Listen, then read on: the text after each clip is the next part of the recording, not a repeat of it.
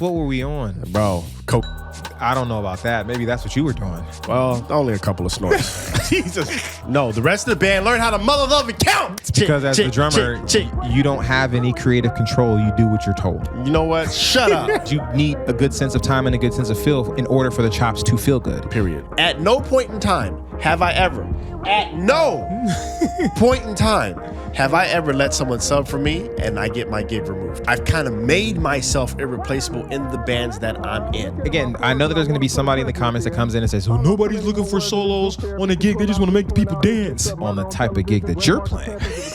It's not about this or that. It's always about this and that. And the reason it's is quiet in this place. I'm a firm believer of that. For all of you guys who want to actually become the best version of yourself, we are back. We are back, but not in black. Remember that YouTube video you did where you sounded like trash saying wow. I don't remember. Guess what? I'm Damani and I'm back. Whoa, pause. What are you doing? That's what you did. We've been on YouTube for a long time. In black. If you've been on YouTube for any period of time and you've been posting videos, you're going to go back and look at some of the first ones you did and absolutely cringe. Absolutely You're gonna cringe. feel like you disrespected yourself. I mean, absolutely cringe. It was really bad. I'm gonna go back and look, and if it's still up, I am definitely unlisting that video. All of the stuff that I am not proud of is unlisted. The main one was the Electrocity solo. Oh, not the solo. Is it itself, unlisted? But Which jokes, channel? Don't worry about that. I just want you to know. I'm posting clips. The intros. It's going on the DrumTrax, Instagram and TikTok, Facebook, YouTube Shorts. I did the NFL theme, the Ray Lewis dance. I remember all that. God awful. Thought that was funny back then, bro. It was terrible. Christ, what were we on? Bro, cocaine? I don't know about that. Maybe that's what you were doing. Well, only a couple of snorts. Jesus. Oh my! You know what? Somebody's gonna believe you out there. They are. Listen, that's how I stay active, man. Just a couple snorts. Cocaine, wow. Heroin. Christ. It's like caffeine. So we're talking about being more than a timekeeper on the drums, man. So I guess I'm gonna ask you, since you brought it up off camera. Yeah. We were talking about this off camera. Decided to turn the cameras on. I guess my question is, it's simple. Not do you have to be more than a timekeeper, but why is it important to even strive to be more than a timekeeper? Well, I think first we got to describe what it is to be more than a timekeeper, because obviously as a drummer, most people hear the statement, or your job is to keep time. Like time is obviously as if no other musicians are supposed to know how to work in time. Right. Like the rest of the band is dependent on you. No, the rest of the band learn how to mother, love, and count. Golly, man, guitar players don't know how to count. Or just give me hi-hat, give me time. No, it sounds terrible. Why am I playing eighth notes in the middle of the breakdown on every song? Chick, chick, chick, chick, chick. Because as the drummer, you don't have any creative control. You do what you're told. You know what? Shut up.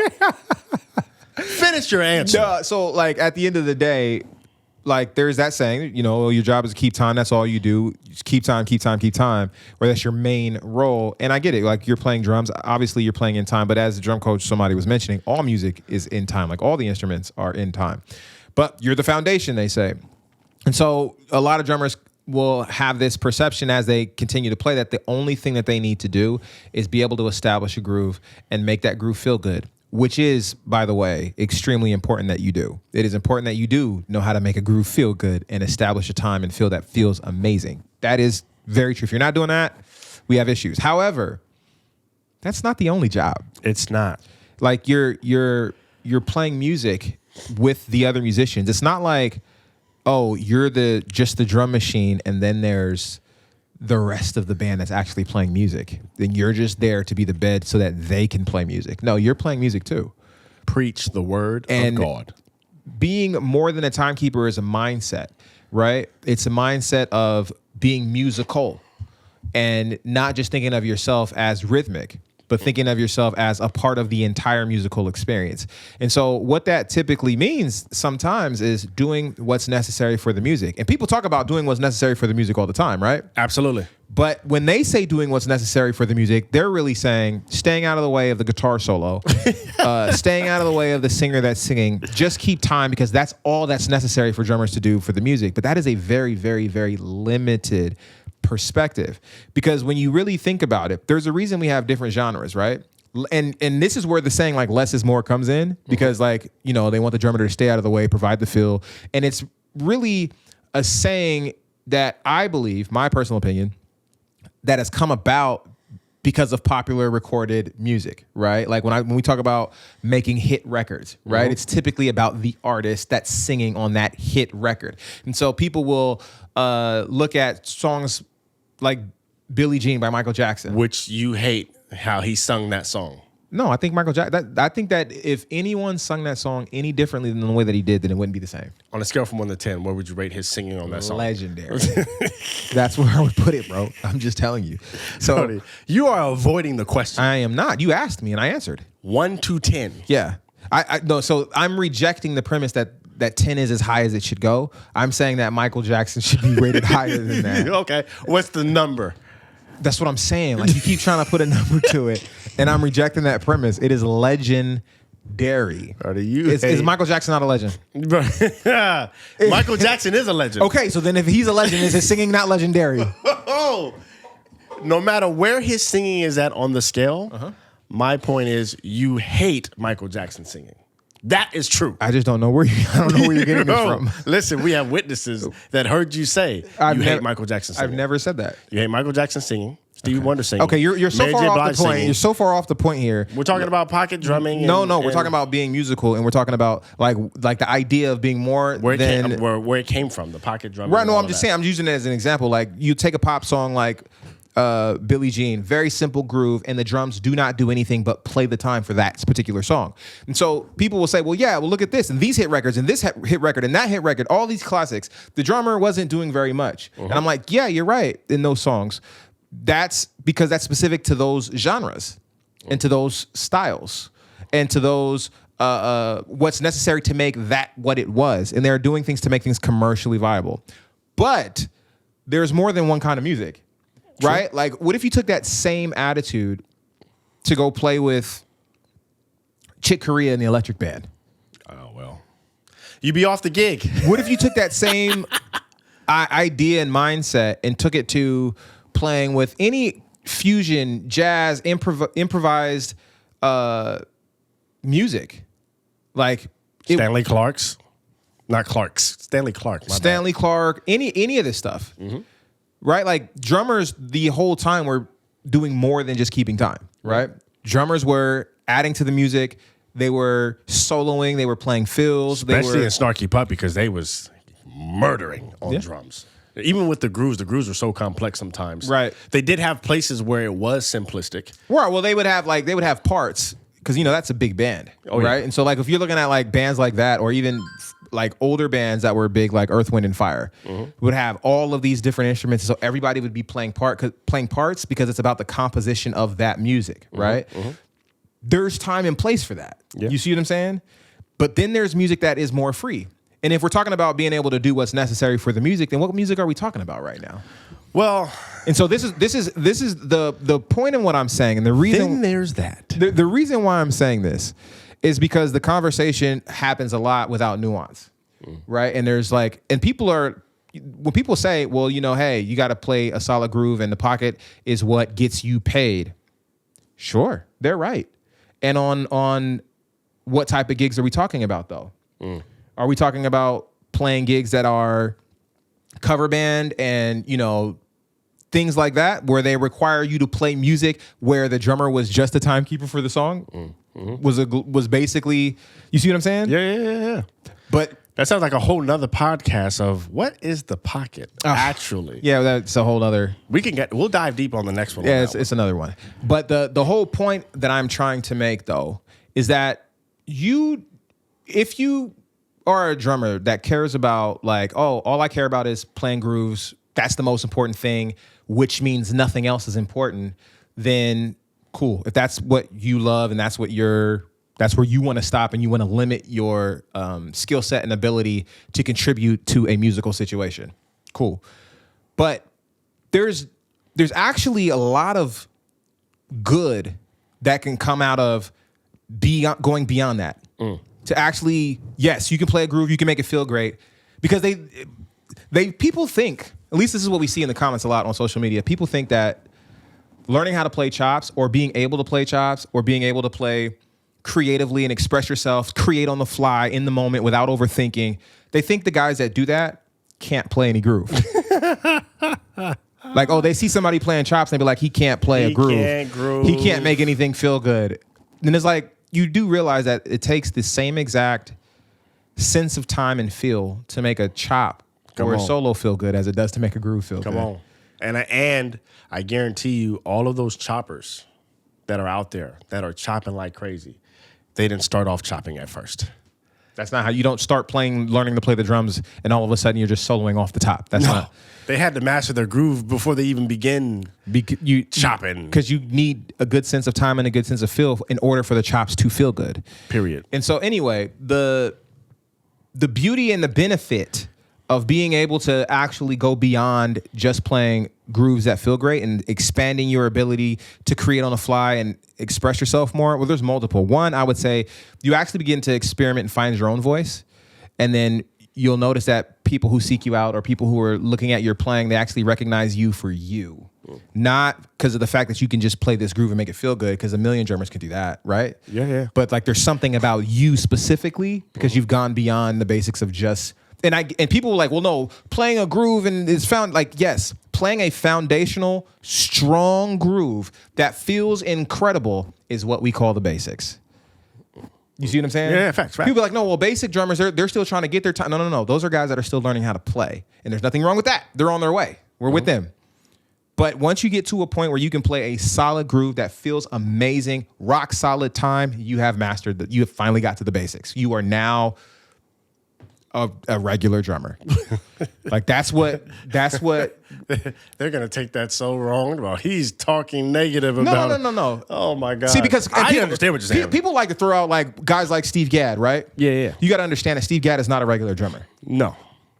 Like if you think that Steve Gadd is just playing basic groove and like what he's doing is not incredible, you just don't recognize what you're hearing. And Steve Gadd knows how to chop. Yes. So he is choosing to just focus in on grooves with the records that he played or the concerts he played. Yep. But he knew how to chop. So, and that's the thing. It's not about saying you have to solo all the time. Like, it's not necessary to do it all the time. It's always about making choices, right? But it's not about this or that. It's always about this and that. And the reason it's quiet in this place. I'm a firm believer of that. The reason, though, is because... especially now. It's capacity, right? It's this is what I mean by capacity. Like, there is a reason your car can go twice as fast as the speed limit allows, right? Like, most cars, even like the little 4 cylinders, can go 120 miles an hour. Oh, yeah. There's a reason it can go that fast, even though it's illegal to go over 65 or 75 miles an hour on the freeway, depending on where you are. It's because if you're going 65 or 75 miles an hour and that's all your car could go, yeah, you're fast enough to be on the freeway, but you're always at max capacity. And if you're always at max capacity, that means you're always at your limit. And you're going to burn the engine out way faster. Period. But if you can go twice as fast and you have the capacity to go 120, 130 miles an hour, well, then you can do 60, 65 miles an hour on the freeway with ease for hours. Days even. Over and over and over again without burning out. Yeah, facts. Hundreds of thousands of miles, especially if you're driving a Toyota. So. Well, you do got to stop for gas. But you get what I'm saying. I get what you're saying. And so, like, at the end of the day, if all you can play is a basic groove, that doesn't mean that you won't land. If you can play grooves, you can play songs, and you can get through the recordings that your band is like. There's nothing wrong with that. That is amazing. You're going to be able to play gigs, but you're always going to be limited, and you're going to be at the max level of your capacity. And when they do say it's time to give the drummer some, or when they introduce the band, you're going to always find yourself just getting through it. And you're going to be like, I can I can get through it. Like I can, I throw something out there. You and it know works. you don't feel comfortable. Yeah, it's not a comfortable feeling. But if you can expand your capacity, that doesn't mean you have to go for broke every single time there's an opportunity to play a fill or there's a transition or whatever. But you have the capacity to. So the things that you do, you're able to execute them with ease, without overthinking, without being stressed out, and you just it's effortless. And so like one of the drummers who I grew up watching who really displayed this level of capacity and effortlessness was Dennis Chambers. Come on now. The great Chambino. Yeah, I would watch Dennis Chambers play, and the thing that impressed me the most was how he'd be doing everything with a straight face while chewing gum. Like, have you ever seen a drummer chew gum? No. While they're playing? No, I haven't. He's just... Yeah.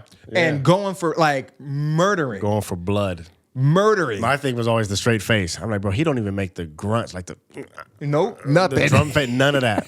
It's like, bro, you got this so down packed that you don't even make drum faces? It's not like, and he's playing blazing fast, and you can tell, like, bro, this is not even at the top of your capacity. Like, you have more, don't you? Yeah, he has more than Tank. Yeah, you have more. And this is him on cruise control. And he also can play grooves. And to me, he's like the perfect example of this and that, right? Like, in the pocket, VHS tape, about groove, about time. Some of the, they don't know what VHS. Oh, well, there was this thing back in the day called a VCR. VCR. What does that stand for? I don't even know. Video component regulator. I don't know. I just made that up. Yeah. If I had my phone, I would actually. There's this thing called a VCR, and we didn't have movies like just on the screen or on the computer. We had to like buy a physical copy of a VHS tape that was like a big cassette tape, but you put it in this VCR and it played like movies. Cassette tapes are neither. I mean, people do. Like, it's coming back and stuff. People are like collecting cassettes, they're collecting vinyls, they're collecting all the stuff. YouTube wasn't around then At all. But DCI Come on. was making drum education videos back then. Come on. And so I had the Dennis Chambers in the Pocket VHS, and I also had the Serious Moves VHS. And one was about the pocket, playing in time. Dennis Chambers was like explaining when he was playing with P-Funk what they meant when they said the pocket, all the stuff that and it was incredible. And he played live with the band that was on that, I think it was Gary Granger on bass, I think John Schofield. Then the Serious Moves VHS. I encourage you guys to go watch. This stuff is on YouTube now. Oh, it's on YouTube for free. You guys can like look this stuff up on YouTube now. The performances. For free. The stuff that he talked about. I was watching this in high school, right? And when I would see, he was like a perfect example because he can play solid groove. He mastered time. It was non-issue and it felt incredible. But when it was time to go, come on now. That's what. So when he played with P-Funk, he did what was necessary for the music. But when he also played with John Schofield, he did what was necessary for the music. And if he did the same thing playing with John Schofield as he did with P-Funk, it wouldn't have worked. But he had the capacity, and that's why he has the career that he has. Like, then he playing with Santana. I think we saw him in Oakland. Who was he playing with at Yoshi's? He was playing with Victor Wooten. Victor Wooten. That's right. Yeah. Victor. I think Victor Wooten's brother was playing too. Yeah, murdering. By the way.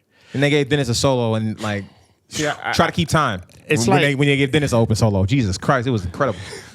When you say do what was necessary for the music and then also having the capacity, I relate that to like food. And here's how you do it. Here's how I do it. It's not to say that everything needs to be gargantuous and all out of the realm of things of something basic. But if you showed up to Thanksgiving and said, I made top ramen noodles and turkey sandwiches, I can't. Well, I mean, it's food. It's food. But they would look at you like, bro, what is going on? So you won't be asked to be making any food for Thanksgiving no time soon. But if you know how to do more, then they'll ask you to do more. It's like, doesn't mean you're going to always make a Thanksgiving meal, right? It doesn't mean that sandwiches don't work. In some settings, yeah, all we need is just this. We just need just a sandwich and a bag of chips. Agreed. Nothing else. Yep. So please bring that to this function that we're having. Then make that. But then when they call you to be like, hey, you're responsible for Thanksgiving dinner. You got to make the turkey. You got to make the ham, and not just turkey. But the thing is once like a good cook, and you know who the good cook is, they're gonna be like, you know what? Nah, we need your mac and cheese. Not just mac and cheese. Yeah. Your mac and cheese. Right? But that only comes with actually learning how to do the thing.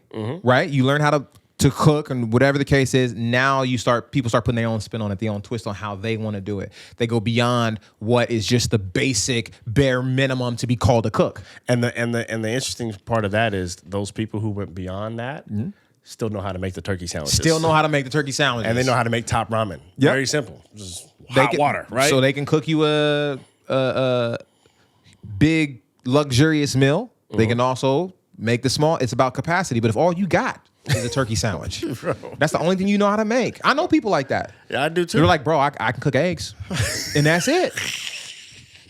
And so they live on eggs and fast food. If they're surviving. They are surviving. They are. It's just, but they just can't cook a steak. They can't cook. Hey man, I can chicken. I can make a Caesar salad.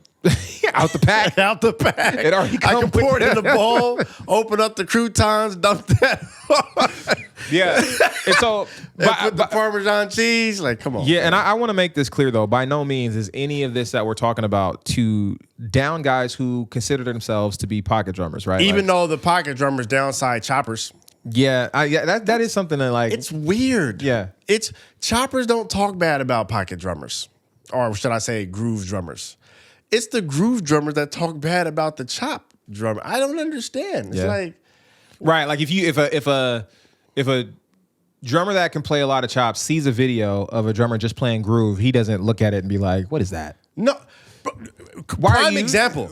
You know how many likes that Questlove gets on his videos, not just from regular drummers, but the elites of the elites. Like if Eric Moore or Ronald Bruno, whoever, if they saw his video, they wouldn't go, this man is over there just grooving all the time. Golly, just ridiculous. They wouldn't put that in the comment section. Right. They'd just be like, bro, fire, locked in, you good, solid. Right. Always been solid since back in the days when I used to see you perform with the Roots before y'all made it big. Yep. That's the comments that he would get. Yeah. But then when a chopper gets on there and starts playing a lot of chops, they easily get demonized. Yeah, they do get a lot of support though. They get a lot of support, but then you always have that mob that comes out. Oh my god, with religious fervor and talks about how the world is ending and music has lost all authenticity, as if people weren't soloing in the 60s, 70s, and 80s. Oh my god, like all these guys do. This is it. There's nothing else that's happening. I'm like, bro, this is an Instagram clip. Like, it's okay to be all right. It'll be all right. Where did you think solo came from? 2003? But here's a question. Like, what's really behind that, though? For the guys who are doing that, what's really behind it for you? Like, that's my question to you. Are you really upset that you just saw a video of someone soloing? Like, why does that trigger you? Or are you projecting the fact that you judge yourself that you're trash at soloing? So now I need to demonize others around me because I didn't do what it took to get to that level. And so I don't understand what's going on. Yeah, and you know what? There are some people who just have a preference where they like simpler stuff. That's just their preference. And that's cool if that's authentically your preference and it's not a cover up for how you feel because you kind of secretly wish that you could. You just haven't done what it takes. And here's the reality. You can. You just haven't done what it takes to get there. But as long as it's not that and you actually that's just genuinely your preference, then there's no need to down talk anything else. Like, right? Like I don't like coconuts, right? But if you're eating a piece of German chocolate cake and it has coconuts on it, like I'm not gonna like, why are you doing that? Like, no, people in the world like coconuts. I don't. Well, I have to call your bluff on that because back in the day, I used to enjoy having elongated hi-hat chokes. So not as crisp, short sounding hi-hat chokes. Mine was more of a I don't know if that's called a hi-hat choke. It is. It is high choke. Right there, you choke right at the very end. Yeah. So it was elongated hi-hat choke, and you demonized me like all those mobsters who demonized those pocket or those groove mobsters who demonize chops. So you used to be this way. And you're a better drummer for it. No, here's the thing. Truck you. Here's the thing. No, I think it just depends on the situation. It's just about doing what's necessary for the music. And I think that's probably what we were struggling with, because obviously I was probably MD in the situation. And we know how your MD skills are. And I mean, you hear the records. Anyway. Listen, you guys relate at the God Life. Oh my God, are you really going back to 2000? What I'm telling you is 7? I landed on the one. The track and the entire band, including the MD, landed after me. So we're responsible for the time. Are we not? We keep the time. You follow us. You're more than no. The time happens, and you can lose it. We've seen it. And I didn't. I've seen it happen. No, you haven't. I've seen it happen with good drummers. I've seen like really great drummers solo and lose the one. Like I've seen it. It happens. You didn't see it with me. Right, because you weren't really good at the time. So you weren't one of them. Hey. Struck you. So anyway, my to like button all this up. To sum it all up. Before we get on out of here. Yeah, like as a musician, I think it's super beneficial for all drummers, all musicians, to go beyond doing what's just barely required. Like what's required. Like, oh, in my band, they don't require me to play a solo. So that doesn't mean that you shouldn't strive for the capacity. Oh, my band doesn't require me to have, the music I play doesn't really require me to have 4-way independence. Oh, the music, like it doesn't have to just do a solo, it could be any aspect of your playing. Like expanding your capacity only expands your ability to do what's necessary for the music in a way that is more comfortable and in a way that is more easy. And if you're in a band situation, you never know. You could be the reason that your band is not able to do certain other things because you're of the level that you're at. Like how much more could your band do in a show if you actually had more capacity to do more than just play the groove and play the song and, you know, whatever the case is. Now, again, if you're just a drummer that doesn't care and you're like, yeah, I don't care. I just want to play basic grooves and I don't want to play with guys that are really trying to push me, or, you know, I don't really want to expand my creativity, or I don't care about self-expression or, you know, any of that. Cool.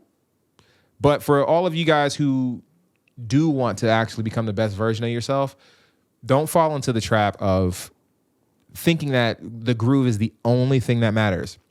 I'm not saying it's not important. It is vitally important. It is extremely important. It matters so much. However, that's the beginning.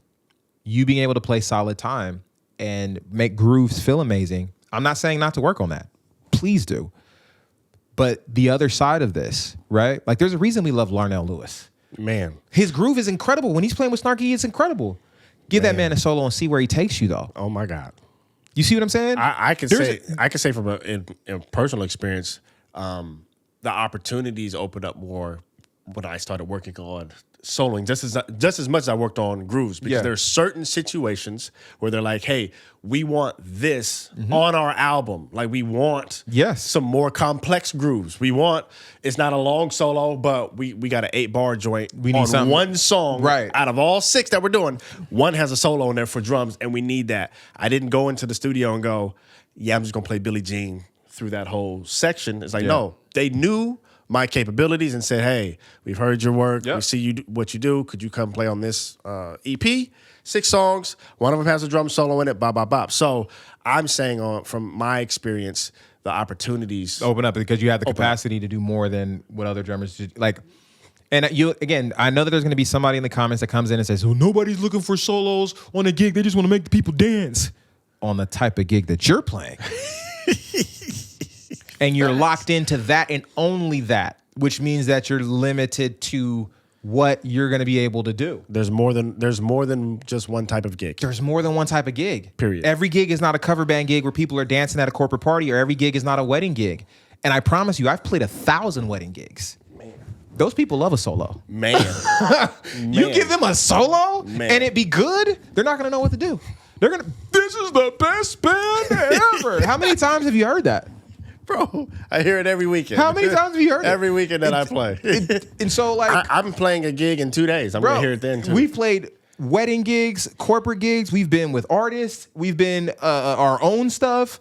Like, from church to... I've actually been on a cover band gig where they gave me a drum solo and told the whole band to stop. And they're like, hey, we're going to completely stop. Yeah.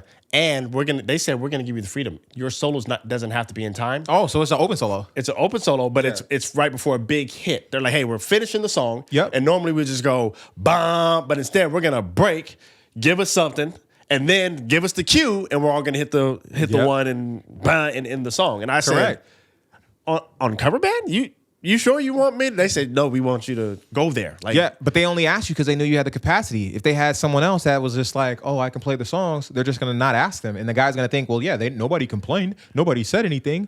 Right, because they knew you didn't have the capacity. Like, period. Period. They're doing you a favor. They didn't want to embarrass you. Right, and let them run into somebody that does. Man. You'll get called less. Period. But if you, there's nothing wrong with playing groove. We're not saying this to say you need to solo all over the place. We're talking about having the capacity to be able to do what's necessary, whatever the music requires. Listen, because you got to have responsibility with the chops. I can also say there's been a few drummers. I didn't do this on purpose. Mm-hmm. There's been a few drummers that I have subbed for. And the band asked me, so what's your availability like? And I'm like, nah, don't you try to sneak around your boy. Yeah. But I've actually taken I didn't take gigs. I've actually been in those type of experiences where I wasn't purposely trying to steal the gig from the drummer. Right. I just showed up as a sub. They heard what I did, and I just played my way. I didn't over solo. I did have discipline, but I did give them a little, you know what I mean? Let them know I got some in the tank. Right. And yeah, they asked for my availability. Like, hey, what can you do? And so it was like if that was the sneak peek. What else can we do if we gave you this gig? Which I ended up getting the gig. At no point in time have I ever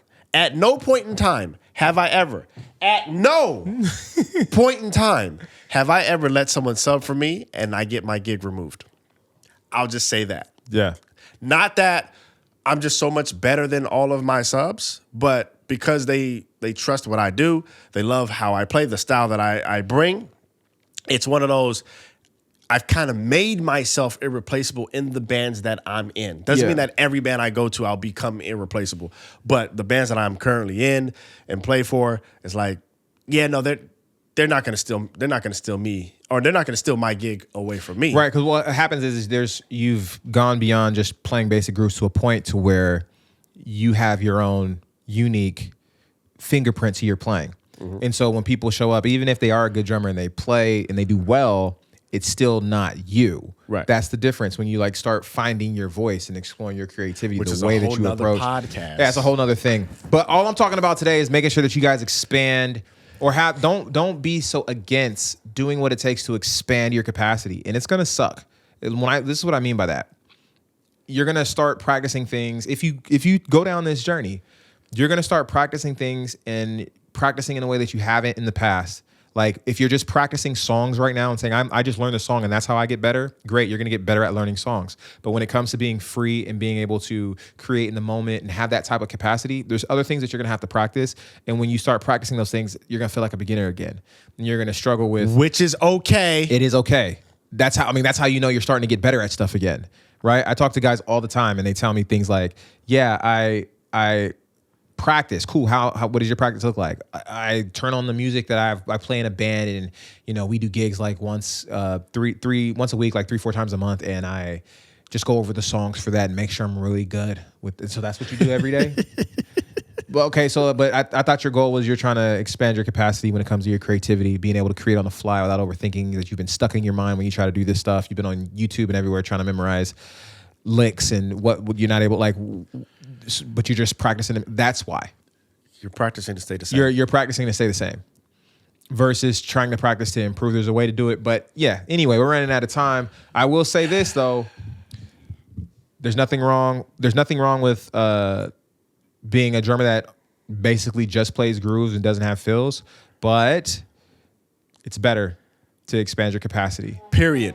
It is always better. Because you'll be able to do, it will never hurt you to have the capacity. It will hurt you to make bad decisions and overplay, but having the capacity doesn't mean you make bad decisions. It just gives you more headroom when it's time to go, when it's time to do something. Don't be the guy that brings turkey sandwiches to Thanksgiving. We got to get out of here, man. All right. We'll catch you guys on the next one. Peace. Peace.